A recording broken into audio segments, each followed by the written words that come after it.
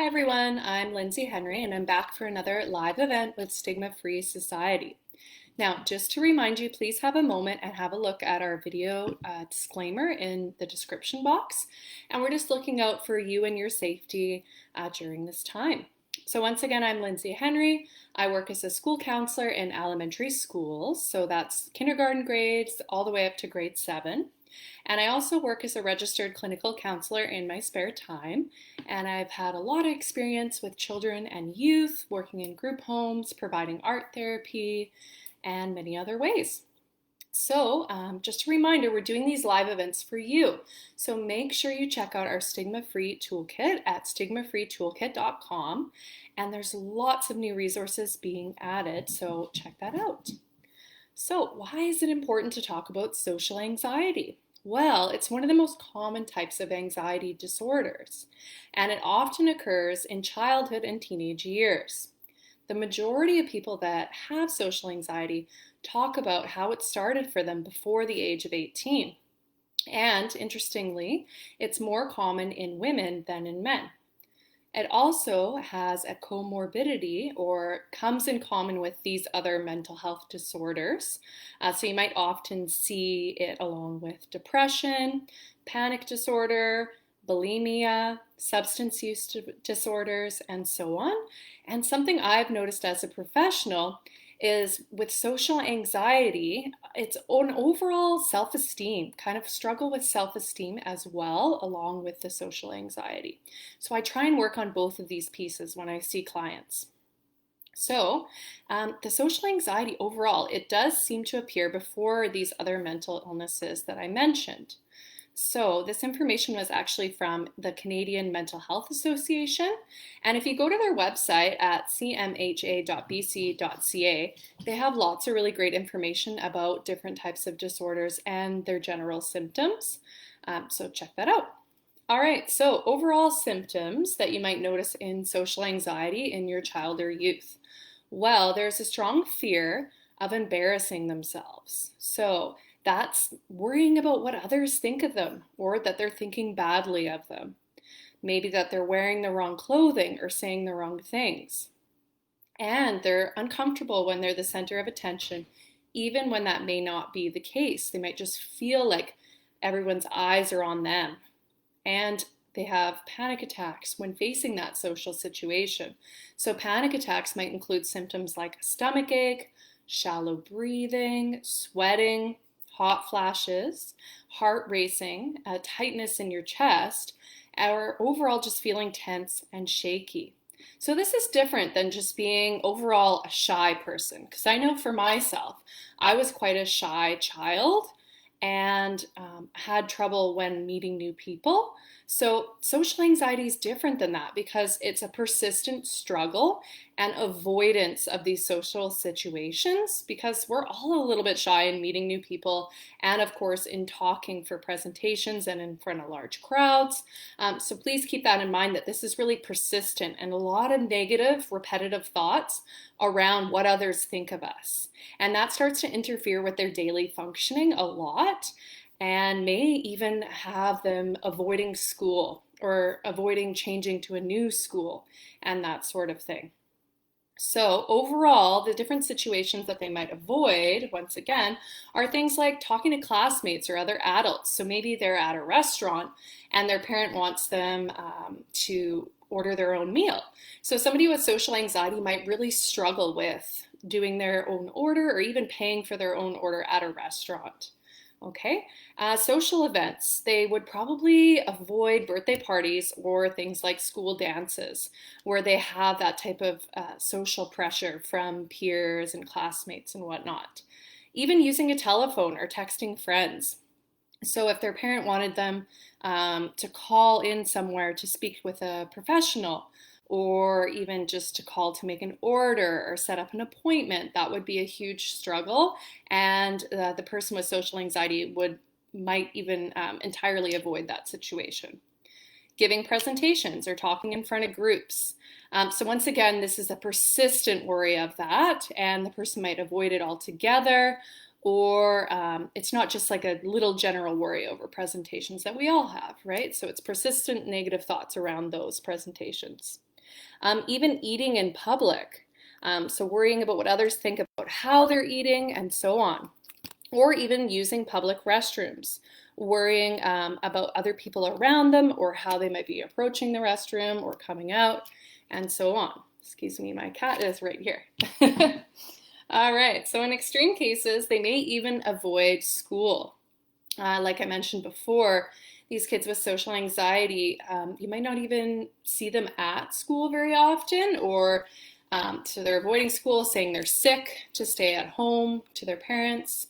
And yeah, so for me, I have a student that I've worked with that has social anxiety, and she had to reach out to the Child, Youth, and Mental Health Walk-in Center and Clinic, and she was able to get some support and get on their wait list, and was referred to a program called Cool Kids that I also helped run last year in the school system. So it was an after-school program.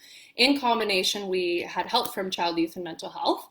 And this Cool Kids anxiety program was for all types of anxiety disorders. So generalized anxiety disorder, different phobias, and things like obsessive compulsive disorder. And we taught them a lot of skills, cognitive behavioral therapy skills around recognizing their thoughts that perpetuate the anxiety and really getting them to focus on those thoughts and how to change them to be something more positive because they're related to their feelings and then so their behaviors, that behavior of avoidance that often occurs in social anxiety. So with this student, an exposure that her mom actually encouraged her to do was to join the basketball team. So I actually was the basketball team coach last year as well. So it really worked well in helping me develop a relationship with this student. And exposure is actually a really good exercise for anybody with anxiety. So that's just kind of putting yourself out there in those difficult social situations or putting yourself out there for that anxiety-provoking situation or stimulus, whatever it may be. So I thought it was really great, and that's something you can do as a parent is to really encourage your child to join something like the basketball team or something else that they're interested in, an art club, and so on. And that way they're getting some exposure to different social situations and getting out of their comfort zone. So I thought I'd share that example with you. A big thing in social anxiety is we're avoiding those performance-based situations. So those are situations where they may be observed by others. So like I said, public speaking, entering a room where people are already seated, and so on. And also another one is interpersonal situations. So that might be considered where people are interacting with others and are developing a closer relationship. So situations like meeting new people, having to be assertive in a situation, maybe being part of a group project at school and having to assert their opinion of information gathering, for example. Even just talking to coworkers or friends. It's a problem that persists and interferes with daily life. All right, so you might wonder to yourself, what are some of those treatment options? I kind of already mentioned them in some of my examples, but a big one is cognitive behavioral therapy. So finding some sort of support group like Cool Kids through Child, Youth, and Mental Health, or a particular group that a counselor is putting on for social anxiety. Or yeah, it's really good if you can find anybody specialized in that area, in that particular anxiety disorder. And just looking at those thoughts and beliefs and the patterns there and how they are impacting their behavior overall. And teaching them social skills. So by teaching them different social skills and doing social skill games and that sort of thing with the school counselor or the child care worker can really help them build that confidence and self-esteem that they really need to bring forward to those social situations. Because often a person with social anxiety, you will meet them and they appear a bit awkward in social situations because they're nervous, and you can see it on their face and their body language. So if we can teach them some of those social skills to help them be more confident and assertive, it's going to make a huge difference at school for them in connecting with their peers and classmates and having that confidence. So I would say that's a big one too, the social skills.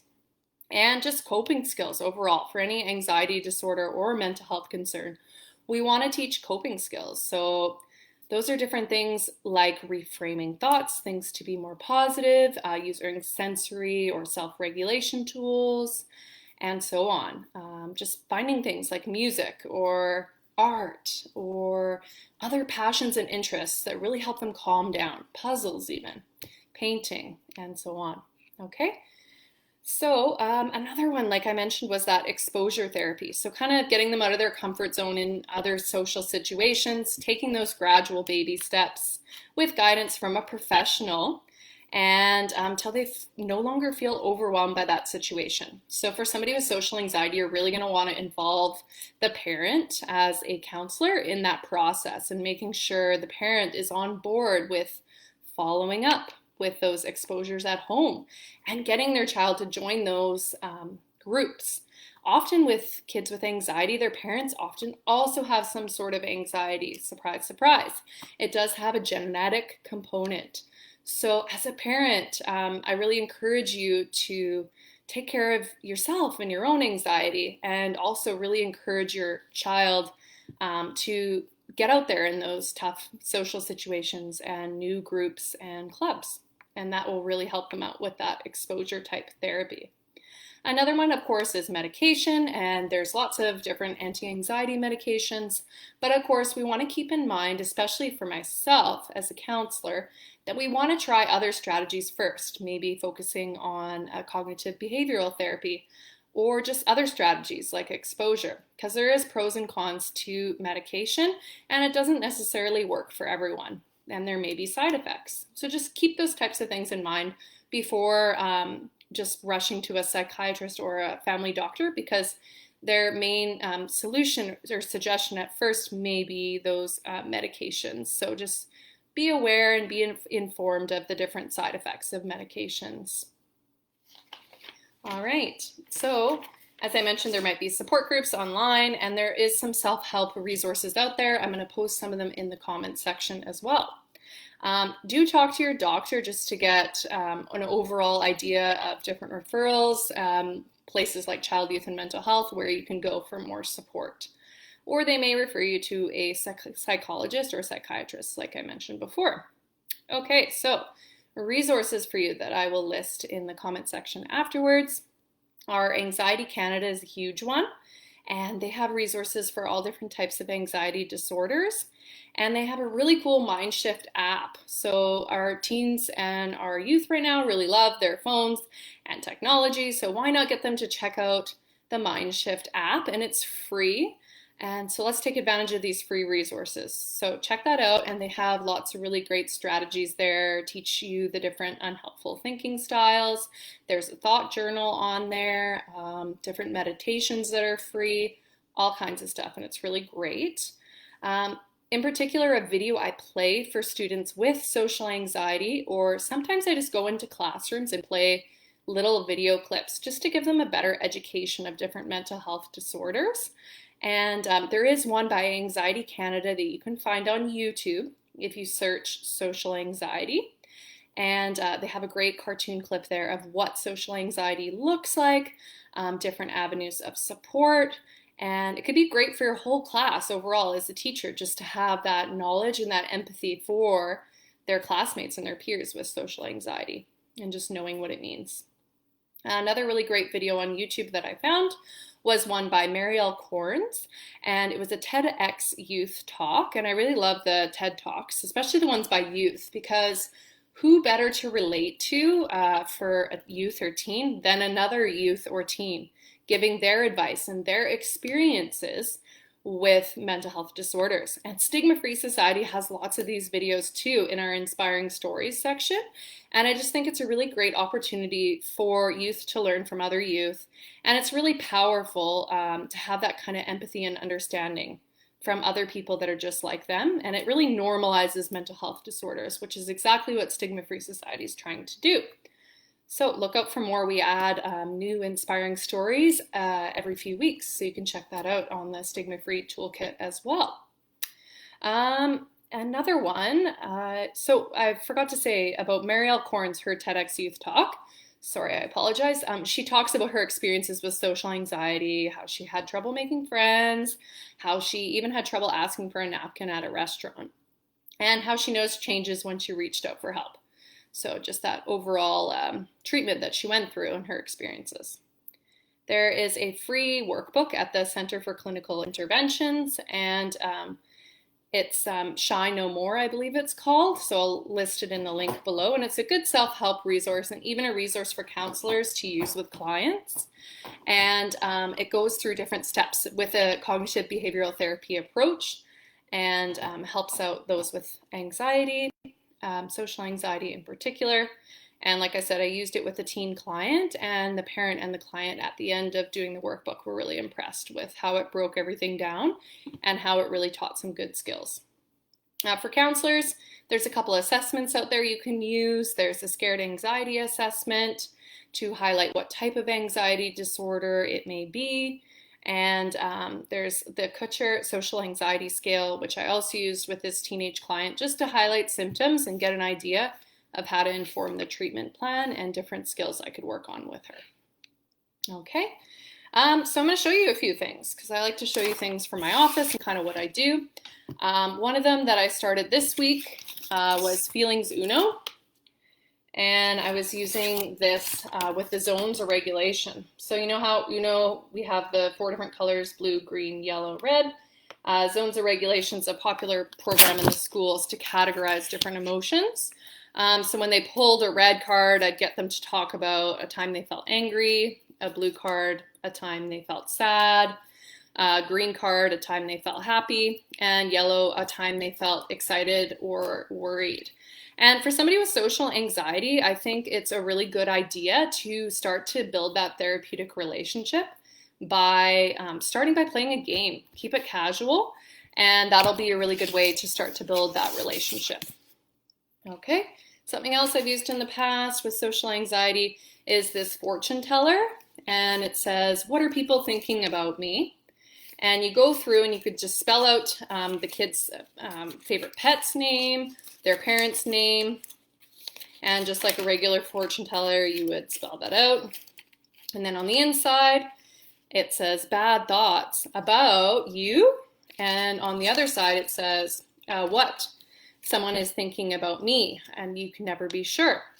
So when you open up the fortune teller after doing the fun spelling of the names, there's some positive things that you could take with you for advice, like there are good things about me that people might like.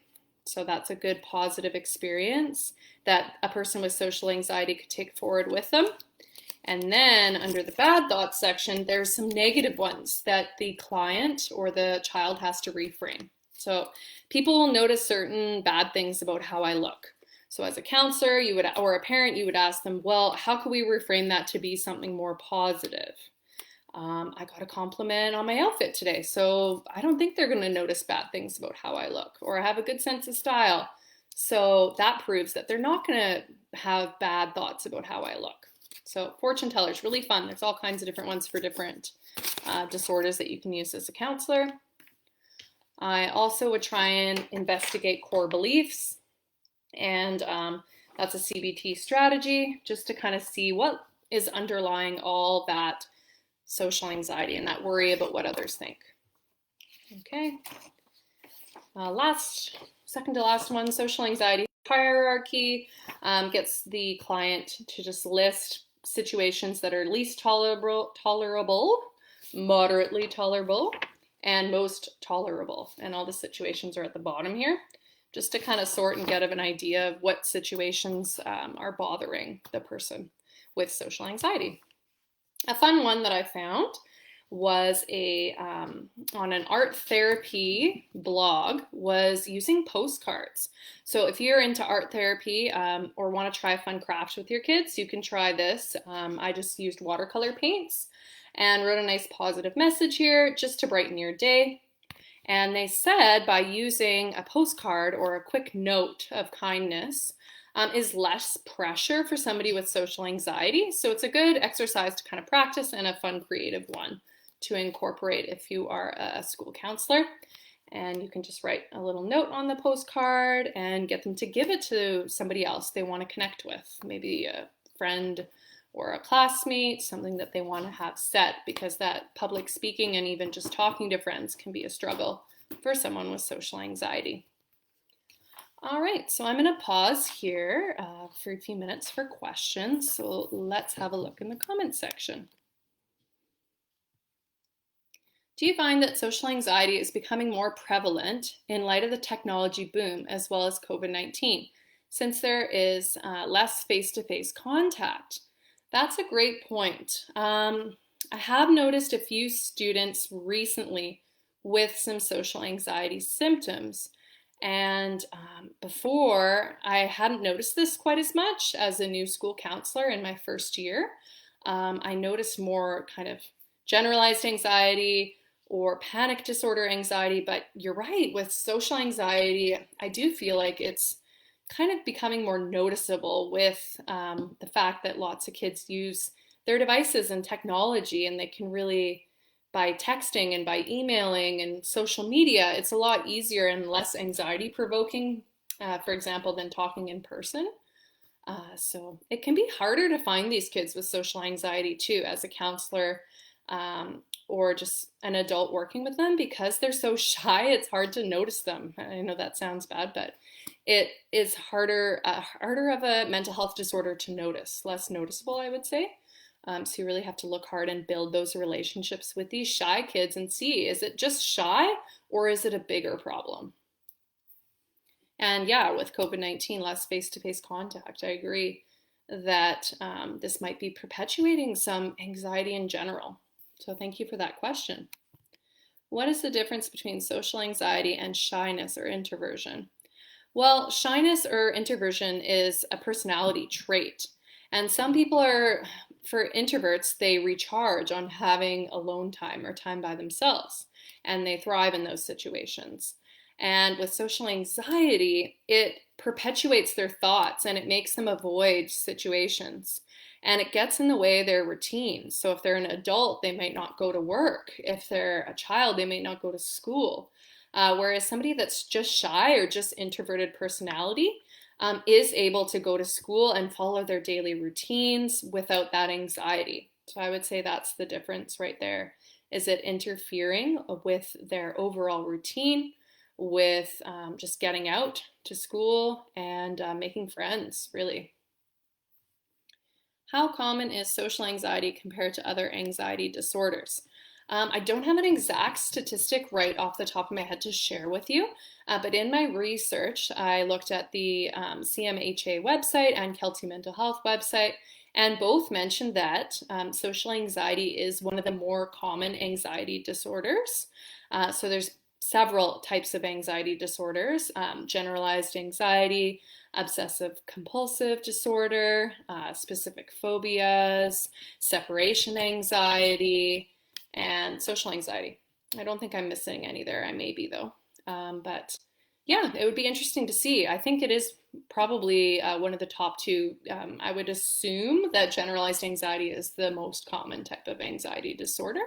But I'll see if I can find some sort of statistic to post in the comments section for those that are interested in that question. So thanks. Is there a difference between social phobia and social anxiety disorder? Well, they've changed the Diagnostic and Statistical Manual of Mental Disorders from the DSM-4 to DSM-5, and they do that every so often, every few years. So from my understanding, there used to be a list of different specific phobias and then a list of different types of anxiety disorders. So I believe they overlap and are the same, but I think it's just two different wordings, basically. So I think it may have been called social phobia in the DSM-4 or something like that, and then now in the DSM-5, it's just called social anxiety disorder. So I do think it means the same thing, but I'll get back to you to double check on that. And yeah, I think that's all my questions here. Yeah, so I think I showed you pretty much everything I have here. The activity that I would suggest is to do a postcard or something fun like that with your child that has social anxiety. And I will post all of those resources and examples in the comment section below, and also on my counselor Instagram at _passionate_counselor.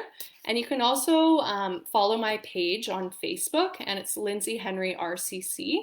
And I've linked it in the video description for this video if you want to follow along with any of the other things that I've been up to.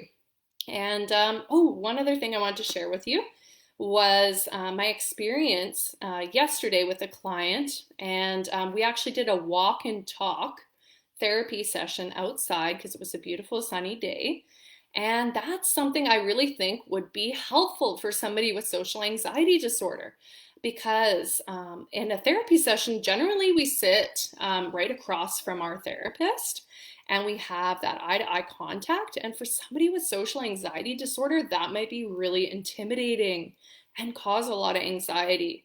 Because as I mentioned, it can be harder to build those relationships with people with social anxiety.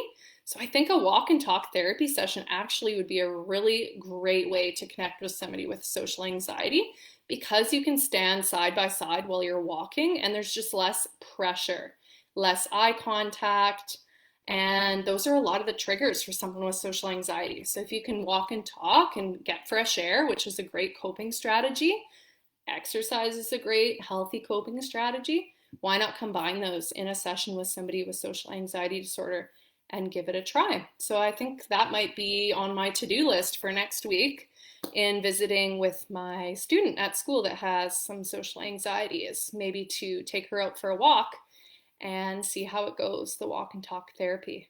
So counselors out there, give that a try. It's really quite fun and a great way to connect with your clients.